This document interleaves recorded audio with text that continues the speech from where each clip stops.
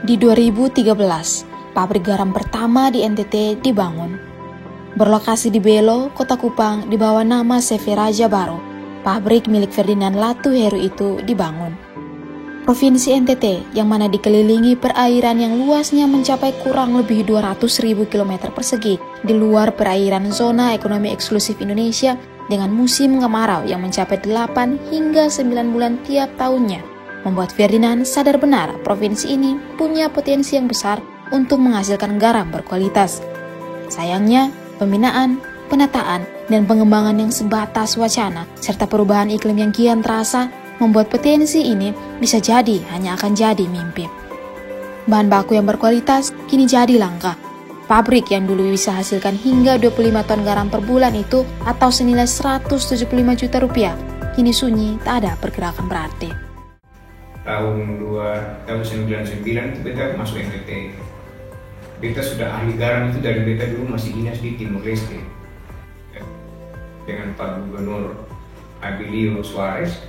Itu membangun tambak garam untuk kebutuhan di sana lah kira-kira. Lalu beta disekolahkan ke PT Garam di Madura. Itu tahun 96. Terus kita kembali ke Timur bawa orang Madura dari PT Garam kasih satu yang bagian tambaknya, satu bagian pabriknya. Pak dia minta coba dilihat lapangan dan desain tambaknya seperti apa. Nah, saya ikut di situ. Dari situ saya pelajari dari air laut sampai jadi garam. Kemudian setelah jadi garam masuk ke dalam pabrik, proses menjadi garam belu itu saya ikuti. Itu saya paham sekali di situ. Yang pertama itu karena garam di NTT ini kan banyak. Daerah ini berpotensi sekali untuk bisa bikin garam. Itu dari dia punya musimnya, ya, kemudian petaninya juga banyak. Kemudian peluang yang ada di sini tidak ada industri garam beriu-riu. Nah, kami melihat ini karena dulu kan kami dari dinas perindustrian. Dasar dari situlah kami melihat bahwa ini ada peluang kenapa tidak dimanfaatkan, dipakai. Dan mulai tahun 2013 kami mulai membangun di belakang sampai sekarang. Air laut itu kan dibuat pertama kita bikin tambak garam. Tambak garam itu harus sesuai dengan tambak garam yang menghasilkan garam yang berkualitas. Kalau bikin tambak garam asal bikin seperti masyarakat bikin yang biasa-biasa itu garam tidak berkualitas. Garam berkualitas itu garam yang mengandung natrium klorida 94,7% untuk dijadikan bahan baku garam konsumsi berium yang kita bikin di sini. Nah itu proses ditambak itu kan kita bangun sesuai dengan aturan, sesuai dengan yang kita pelajari dulu di PT Garam ya. Jadi mulai dari air laut masuk itu ada peta khusus, ada waduk namanya, kemudian daerah penguapan, baru pengkristalan. Jadi diuapkan di bagian lain, dikristalkan di bagian lain. Nah, sehingga kita dapat natrium klorida saja.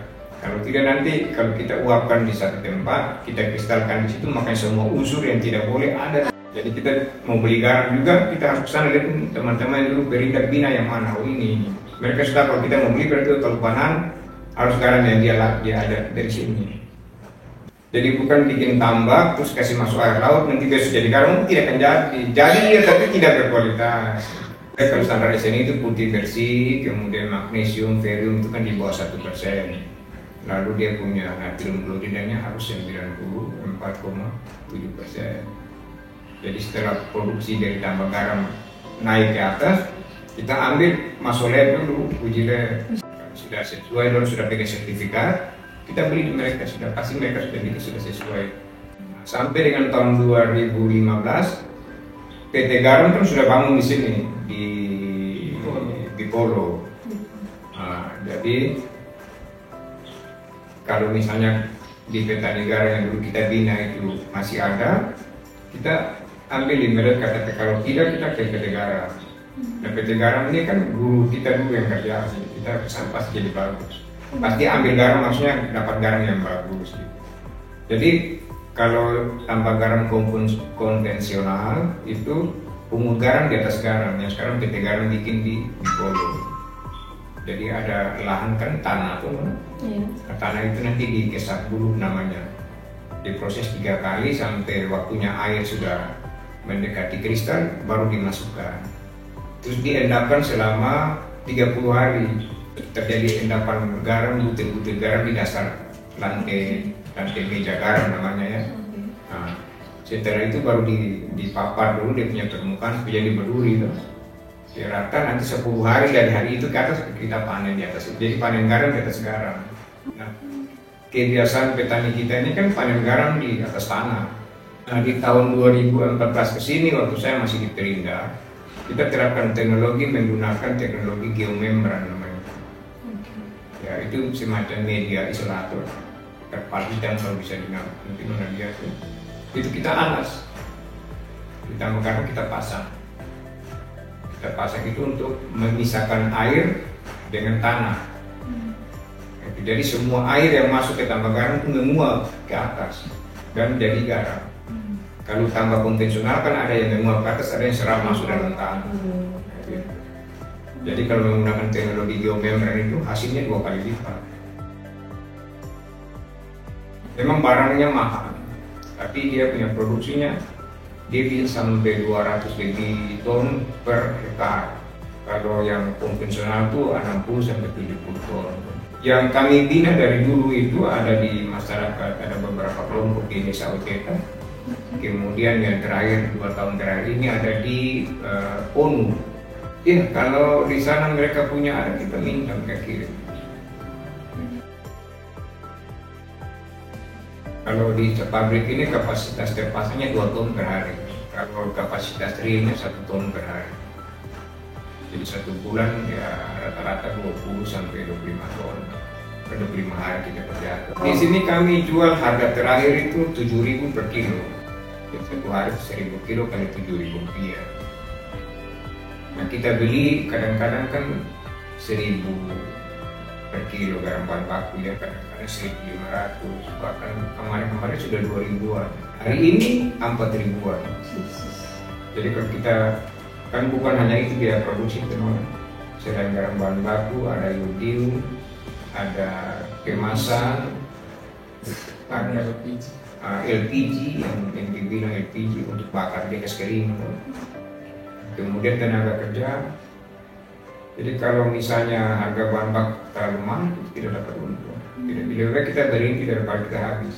Kecuali pembeli garam penerima agen yang bisa bekerja sama dengan kita ini bisa kasihnya harga.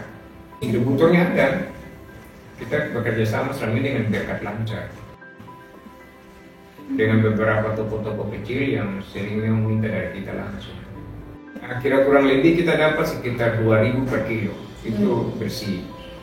Kalau 7.000 kan harga jual ya, kasih kurang biaya produksi dapat sekitar 2.000 per kilo. Nah, kalau tidak ada garam kita makan modal habis.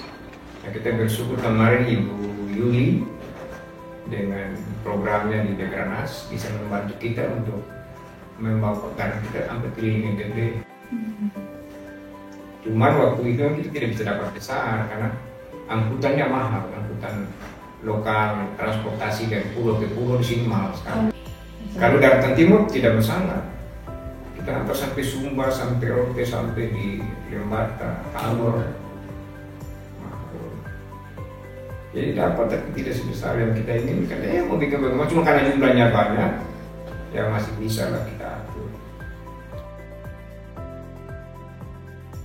Musim yang tidak pas, musim NTT ini berubah sudah kurang, kalau menurut kita pengamatan itu dari 4 tahun lalu lah sudah berubah musimnya. Biasa kita dulu itu bulan Maret sudah standby, tambaknya sudah siap waktu masih binaan dulu ya. Jadi petani kita arahkan sudah sekarang bersih-bersih tambak siap. Begitu kita ambil data di stasiun klimatologi di Lasiana, orang biasa kasih tahu, Pak ini April minggu ini sudah panas, sudah ada hujan. Lalu kita perintahkan kasih masuk air. Coba kalau kita tidak pakai data itu, sementara mereka sudah siapkan tambak, Lalu kemudian hujan, maka mereka capek. Nah, ditambah lagi dengan musim basah tahun basah yang banyak ini, itu menyebabkan garam sulit. Kalau misalnya tahun 2022 kemarin tuh tahun panas yang mulai dari Maret sampai Oktober atau November, itu tahun 2023 ini sampai dengan sekarang masih ada garam. Tapi kita tahu sendiri 2022 tuh Oktober sudah hujan, petani tidak bisa produksi lagi. Apalagi 2020 mereka punya tambah garam itu kena badai, kena hujan. Ya, petani-petani kecil tidak bisa produksi. Jangan pun petani kecil, PT Garam yang proses BUMN aja tidak ada produksi. Karena tambaknya rusak semua. Yang pertama, sebelum petani yang masak itu masih memerlukan, selama mereka masih memerlukan garam yang di bawah kualitas premium, maka tambah garam yang petani yang produksi pasti juga bikin garam itu. Ya, kalau ada orang, kan ada pasar nih, orang mau bikin sesuatu, kalau ada pasar mereka bikin. Ya, bikin apa? Bikin kayak panan, bikin lama-lama kita butuh garam cepat-cepat dapat duit gitu. Nah, kita berharap ke depan ini pemerintah bantu petani yang sudah ada selama ini. Sekarang kan mereka lagi susah. Dan sekarang ini karena badai kemarin itu, jadi pada saat air laut pasang, hujan kan tidak pernah berhenti ya di darat. Ketemu dengan banjir bandang dari darat, banjir rob dari laut, tenggelam semua tambak dia. Begitu airnya kering, tidak ada lagi tambak, hilang semua. Nah itu kan mereka butuh bantuan pemerintah untuk membangun kembali tambaknya, terutama membangun pematangan kelilingnya itu supaya waktu air laut pasang tidak masuk ke dalam. Itu. Lalu kedua, kalau sudah ada tambaknya tidak boleh berhenti, harus ada pendampingan pemerintah terus yang memahami benar tentang kualitas garam ini. Ini kalau bikin terus kasih tinggal ya sama. Jadi hari ini kita ngomong, besok kita tulis bikin kembali kalau dia punya mau. Kan begitu. Ya harapannya cuma dari pemerintah saja. Jadi itu tadi, kalau misalkan kita tidak turun ke lapangan lihat, memang tidak bisa. Ya kalau pemerintah tinggal di kantor, saya percuma. Dulu kami setiap hari di lapangan. Lihat mereka kerja. Lalu pulang kita pantau. Sekarang kan sudah ada komunikasi yang bagus tuh. Cek tiap saat. Lalu sekali-sekali kita turun monitor langsung di lapangan. Ada masalah apa kita tahu. Sehingga tahun depan kita alokasi lagi anggaran sedikit untuk bantu mereka lagi. Ya kayak gitu, tidak boleh berhenti, harus berkesinambungan. Begitu. Kita berharap ini dari PT Garam yang ada produksi sekarang ini. Kemudian dari petani yang kemarin kita bina itu di Pomu, di Wini tadi yang dibilang, ke sana lagi di timur tengah utara bagian utara. Kalau mereka produksi tahun ini, kita bisa dapat garam yang bagus. Kalau tidak, kita tunggu dari PT Garam. Dengan dari Pulau Sabu. Nah, Pulau Sabu itu kan dulu kita yang bina juga tahun 2014. Itu lahannya orang lihat, orang bilang tidak bisa bikin garam di sini. Tidak ada tanah, pasir semua. Tapi karena tadi saya bilang ada teknologi geomembran itu, kita coba uji coba tahun 2018 jadi.